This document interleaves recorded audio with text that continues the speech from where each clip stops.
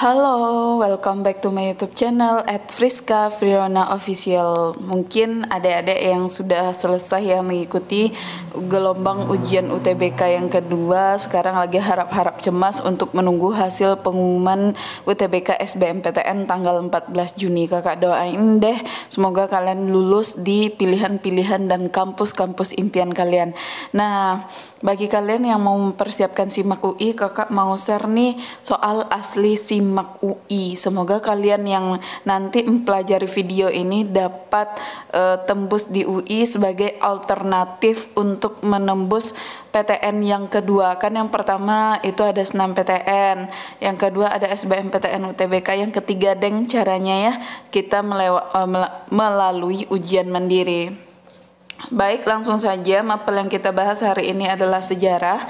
Nah, semoga soal ini bermanfaat. Jangan lupa untuk bantu like, komen, dan subscribe agar channel pendidikan tetap bisa hidup tanpa musiman. Maksudnya ketika ujian UTBK ataupun yang lainnya. Langsung saja soal nomor 1, tahun 1966 sampai 1968 merupakan masa transisi kepemimpinan nasional di Indonesia.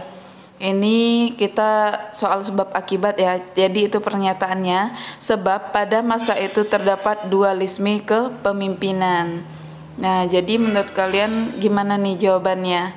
Nah, di sini kita lihat dulu pernyataan yang pertama, dualisme kepemimpinan nasional terjadi setelah keluarnya Super Semar 11 Maret 1966.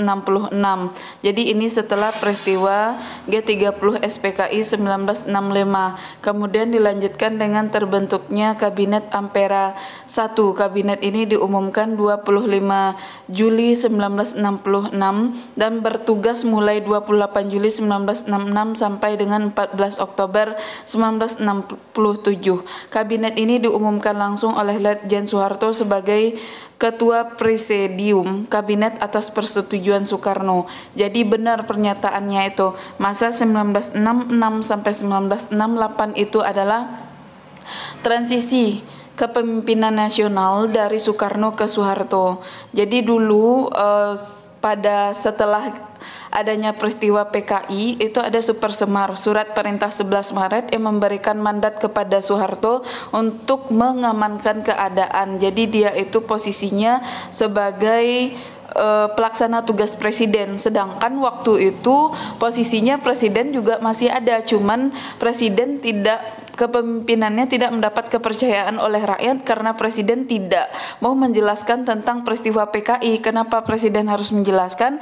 Yang pertama, peristiwa PKI itu terjadi pada masa pemerintahan beliau. Yang kedua itu presiden dulu sangat dekat dengan partai PKI. Jadi karena presiden tidak mau menjelaskan itu sampai-sampai ada asumsi bahwa presiden sendiri itu membela dan adalah seorang PKI. Asumsi ya waktu itu, bukan benar-benar ya. Nah, jadi akibat dia tidak mendapatkan kepercayaan, maka diangkatlah pelaksana tugas presiden. Jadi 1966 sampai 1968 ini benar adanya transisi kepemimpinan nasional. Sebab masa itu terdapat dualisme kepemimpinan.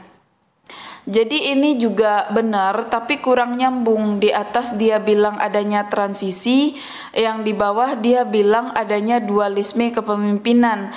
Nah, jadi kalau dualisme kepemimpinan ini terjadi sebelum masa transisi.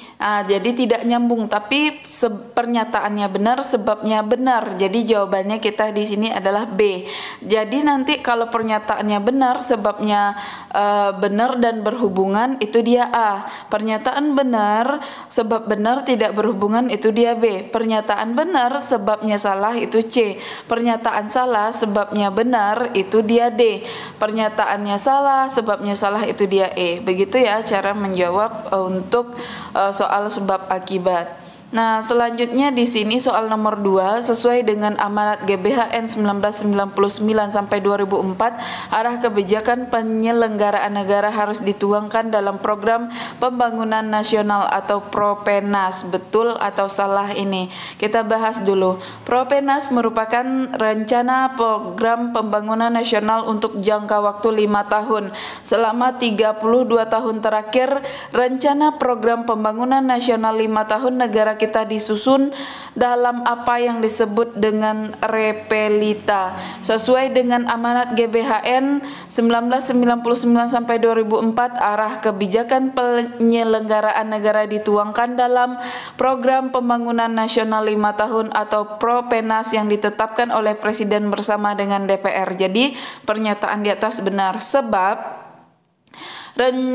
rancangan Propenas diusung oleh para ahli ekonomi yang telah memberikan arahan pembangunan ekonomi pada masa Orde Baru. Kita lihat lagi selanjutnya penjelasan tentang ini. Selanjutnya Propenas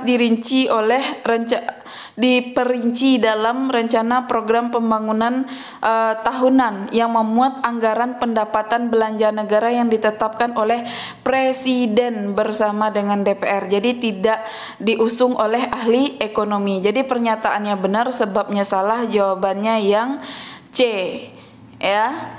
Jadi di sini kalau masa tahun 1966 sampai 1998 itu kan ada Orba sama Repelita, sedangkan 1998 ke atas itu sudah reformasi. Kalau kita melihat kronologis tahunnya. Jadi di sini Propenas itu bukan diusung oleh ahli ekonomi tapi dicanangkan oleh Presiden bersama dengan DPR, ya. Sekali lagi jawabannya C. Soal nomor 3. Latihan gabungan bersama Malaysia Indonesia atau LATGABMA Malindo yang diselenggarakan pada tanggal 27 sampai 29 Mei 2013 bertujuan untuk. Nah, kalau ini cara jawabnya kalian harus memilih opsi jawaban. Kalau jawaban kalian 1, 2, 3 yang kalian anggap benar itu A, kalau 2 dan 4 itu C, kalau 1 dan 3 itu B, kalau 4 saja itu D, kalau semuanya benar itu E. Nah, jadi di sini dikatakan latihan militer bersama ini bertujuan untuk mengetahui sejauh mana kesiapan kedua angkatan bersenjata yang dimiliki oleh kedua negara di atas melaksanakan kerjasama operasi penanggulangan teror, sekaligus menguji pemantapan Malindo 16 dan 18 tentang penanggulangan teror dan bencana yang diakibatkan olehnya. Jadi di sini tujuan ini adalah melatih para tentara gabungan ini untuk menanggulangi situasi teror, ya. Jadi di sini kalau kita lihat pernyataan yang pertama ya, itu menanggulangi penyelundupan kayu ilegal itu tidak, karena tadi sudah dijelaskan kalau latihan bersama ini tujuannya untuk menanggulangi teroris. Yang kedua, menghadapi kemungkinan serangan teroris ini benar. Yang ketiga, mencegah perdagangan manusia ini tidak. Yang keempat, mengatasi berbagai dampak benar. Intinya hanya yang berhubungan dengan teroris. Jadi jawabannya 2 dan 4 benar, opsinya itu yang C. Soal nomor 4 ya, di sini soal nomor 4. Pengaruh seni rupa Cina di Indonesia hingga kini masih dapat ditemukan melalui berbagai akulturasi kecuali A. Bidang desain furnitur yang dikenal dengan sebutan Ciuming. Nah, kalau sudah ada bahasa Cina ini sudah pasti benar. Yang kedua, pernyataannya motif batu karang dan mega dalam batik Cirebon itu juga benar. Yang ketiga, arsitektur Masjid Cheng Ho yang ada di Indonesia yang mencontoh Masjid Yan Yung Sung di Beijing itu juga benar. Tapi yang tidak benar itu adalah yang keempat ini, guys. Relief candi-candi Jawa Timur dengan karakter visual Meander. Jadi kalau relief candi-candi, kalau candi sendiri kan kita lihat dulu background negaranya, dia kan dari India. Nah, kalau dari India sudah jelas dia alirannya Hindu. Ya, jadi dia biasanya berupa candi. Jadi nggak mungkin dia mendapat pengaruh Cina. Nah, jadi jawaban yang benar di sini adalah 1, 2 dan 3 atau opsinya itu ya di sini yang kita cari yang tidak ya. Pengaruh seni rupa Cina di Indonesia hingga kini masih dapat ditemukan melalui kalau yang kecuali kan yang 1, 2 dan 3 tadi termasuk ya. Kalau kecualinya yang tidak hanya nomor 4. Jadi jawabannya itu yang domba ya. Domba. Di mana yang domba itu artinya hanya pernyataan yang 4 saja yang benar. Soal nomor terakhir, tokoh yang meluncurkan program lompatan besar ke depan atau Great Leap Forward yang membagi Cina menjadi 26.000 komune dengan tujuan menghapus hak milik pribadi atas penghasilan besar dalam bidang pertanian dan industri adalah 1. Chiang Kai-shek, 2. Zhang Banyu, 3. Deng Xiaoping, atau 4. Mao Zedong. Nah, jadi gini, kita jelaskan dulu apa itu lompatan besar ke depan.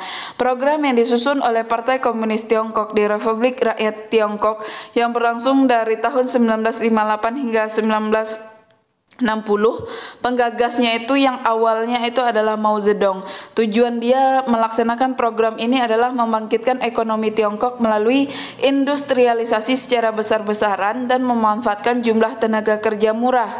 Caranya itu dia itu menggunakan bahan baku baja dalam mendirikan industri ringan serta konstruksi.